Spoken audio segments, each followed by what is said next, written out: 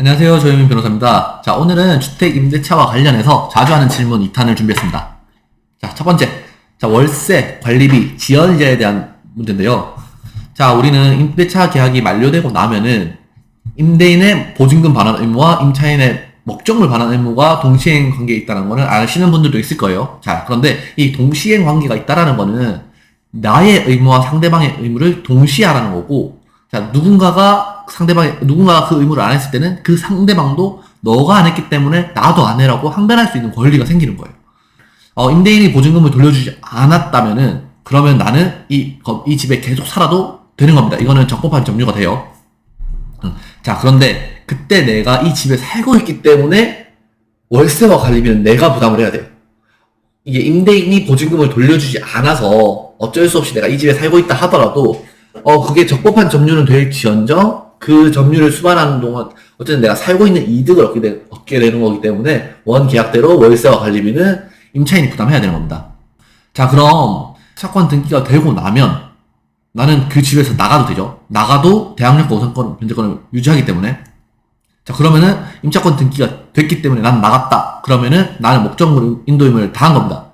자, 그럼 내가 나갔기 때문에 월세와 관리비는 내가 납부할 의무가 없죠. 내가 그 집에서 살고 있지 않기 때문에 그걸로 인해 얻는 이익이 없기 때문에 그거에 대한 대가는 내가 안 내도 되는 겁니다.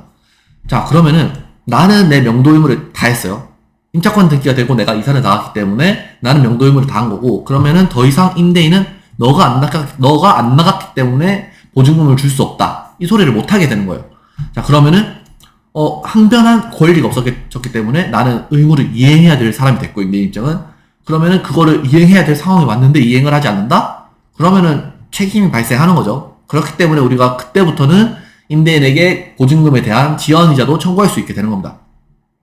자, 간단히 설명드리면 보증금을 돌려받지 못하였더라도 내가 그 집에 계속 산다면 월세와 관리비는 내가 부담해야 된다. 자, 그런데 내가 그 집에서 퇴거하고 집을 돌려주면은 월세와 관리비도 내가 낼 필요가 없고 임대인에게 지연이자도 청구할 수 있다. 자, 그런데 그냥 나가면 어떻게 되죠? 대항력과 우선변제권을 상실해서 나중에 보증금을 돌려받지 못할 우려가 생기죠. 그렇기 때문에 우리는 임차권 등기를 격려하고 나가는 거예요.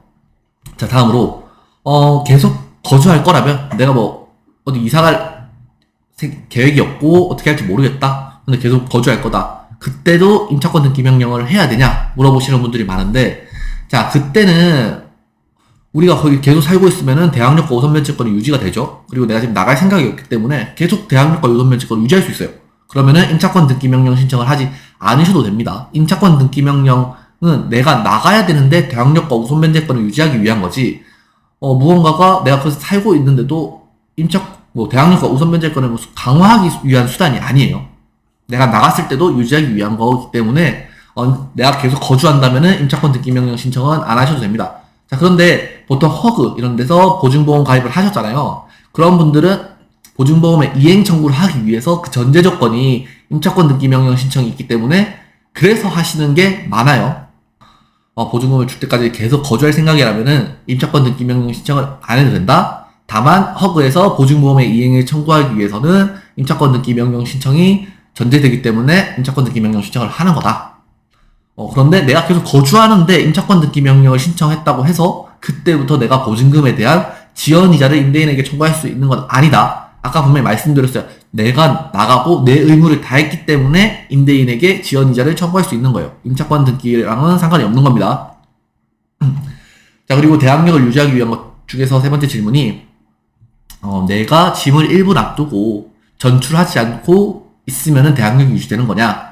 그리고 아니면은 가족 중에 일부를 남겨두고 내가 이사를 나가도 대항력이 유지되는 거냐, 이런 걸 물어보시는 분들이 많은데, 자, 판례는 가족의 일부를 남겨놔도 되고 짐을 일부 놔두고 내가 전출 안 하고 있을 때 대항력이 유지됐다라고 보고 있어요. 자, 그런데 우리나라 주민등록법에는 내가 이사를 가면은 그 지역에 전입신고를 해야 되는 게 의무입니다. 자, 그래서 그런 법령의 위반 사항이 있기 때문에 제가 그거를 강력하게 추천드릴 수는 없지만 그래도 대항력과 우선변제권을 유지해주고 있다라는 판례는 알고 계시면 좋을 것 같아요.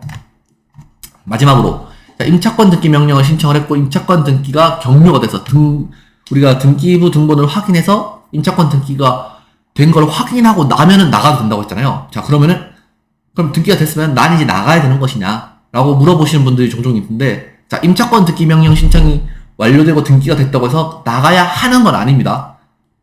내가 이제 나가기 위해서 임차권 등기 명령 신청을 하는 건 맞는데, 임차권 등기 명령을 신청을 했고 경료가 됐다고 해서 나가야 할 의무가 생기는 건 아니기 때문에 계속 거주하셔도 됩니다.